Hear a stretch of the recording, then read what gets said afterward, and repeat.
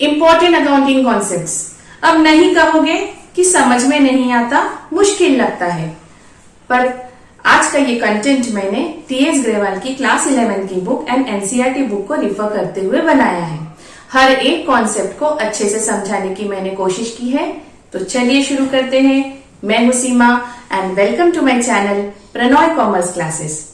Let's begin. Important accounting concept शुरू करते हैं। उसमें सबसे पहला कॉन्सेप्ट है बिजनेस एंटाइटी कॉन्सेप्ट। तो business has a distinct entity and separate from its members. तो बिजनेस और उसके ओनर्स एक दोनों को सेपरेट एंटाइटी ट्रीट किया जाता है। जैसे मान लीजिए if a person brings in some money as capital into his business, मतलब कोई पर्सन अगर अपने ही बिजनेस में कैपिटल इन्वेस्ट करे तो उसे हम ट्रीट करेंगे लायबिलिटी ऑफ द बिजनेस। और अगर वही ओनर या कोई ओनर अपने बिजनेस से अमाउंट विड्रॉ करता है तो it is treated as drawings और हम बोलेंगे कि लायबिलिटी उससे रिड्यूस हो रही है। तो entries are recorded in the books of accounts from the point of view of business. Accounting records are made in the books of accounts from the point of view of the business unit and not that of the owner. Owner के point of view से कुछ भी हमें record नहीं करना है। Everything is to be recorded from the point of view of the business unit only. Our next concept is money measurement concept. So transaction and happening in an organization which can be expressed in terms of money are only recorded. ऐसे transactions organization के जिसे हम express कर सकते हैं money terms में, सिर्फ वही record हो सकते हैं, उन्हें ही किया जाता। अदरवाइज कुछ ऐसे ट्रांजैक्शंस है जिसको हम मनी में मेजर नहीं कर सकते, जैसे अपॉइंटमेंट ऑफ मैनेजर है, स्किल है, टैलेंट ऑफ ह्यूमन रिसोर्सेस है। तो जब हम इसे मनी में मेजर ही नहीं कर सकते तो रिकॉर्ड कैसे कर सकते हैं।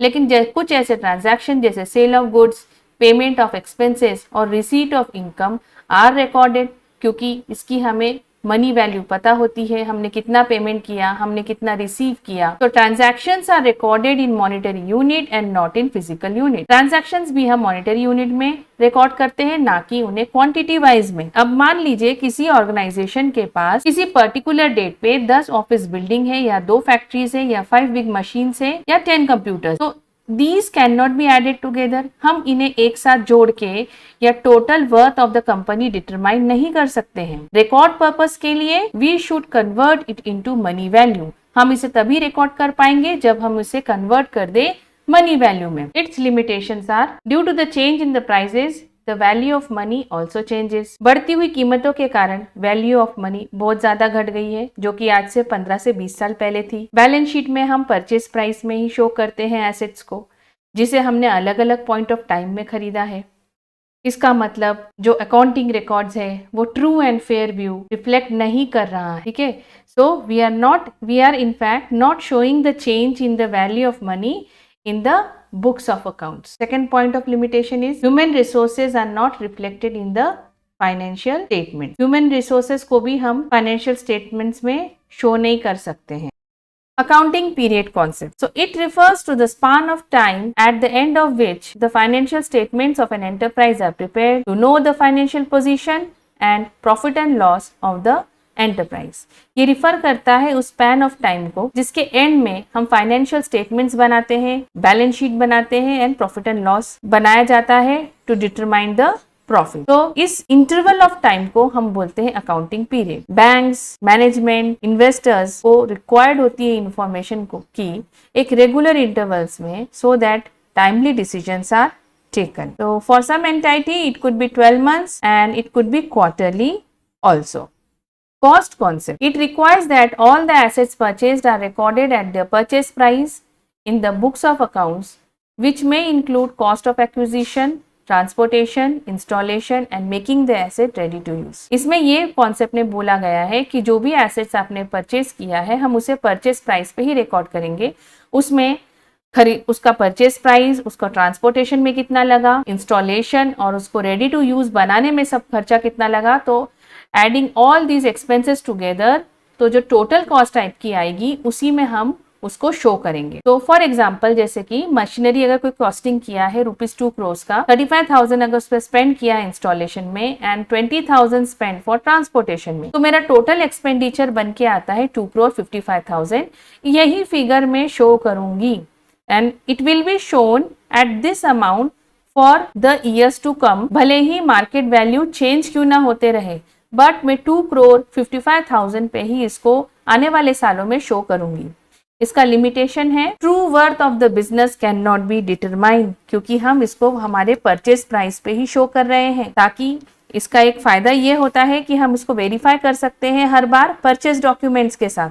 लेकिन again the same limitation is that total worth और the exact worth of the business can not be determined. Dual aspect principle, तो ये एक फाउंडेशन है या बेसिक प्रिंसिपल ऑफ अकाउंटिंग है, क्योंकि एवरी ट्रांजैक्शंस के 2 इफेक्ट्स होते हैं, जो कि मैं अभी आपको इसमें एक्सप्लेन करने वाली हूँ। It is the basis for recording business transaction. It also states that every transaction has a dual effect, means every transactions affect 2 accounts.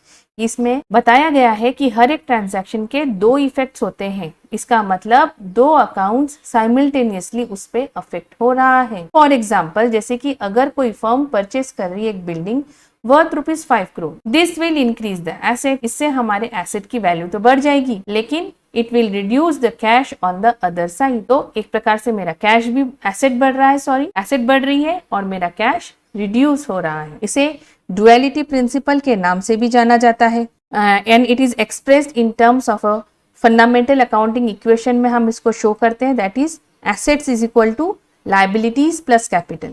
इसको एकदम याद कर लीजिए, जैसे assets is equal to liabilities plus capital. The two fold effect is such that कि हमारे assets की जो वैल्यू है वो बराबर होनी चाहिए, liabilities plus capital means those both the side should get equal. So it acts as the core of double entry system. Revenue recognition concept. Revenue is considered realized when there is an obligation to receive money is established through a transaction has been entered into. Revenue को हम recognize तभी करेंगे जब उस amount को receive करने का हमें अधिकार मिल जाए। इसे हम एग्जाम्पल से समझेंगे। मान लीजिए rent for the month of March 2017 अगर अप्रैल 2017 में मिले, मीन्स मार्च का पैसा अगर मुझे अप्रैल में मिले, पर इसे हम profit and loss account of the financial year ending मार्च 31, 2017 में रिकॉर्ड करेंगे, ना कि financial year starting from April 2007। और मान लीजिए फिर से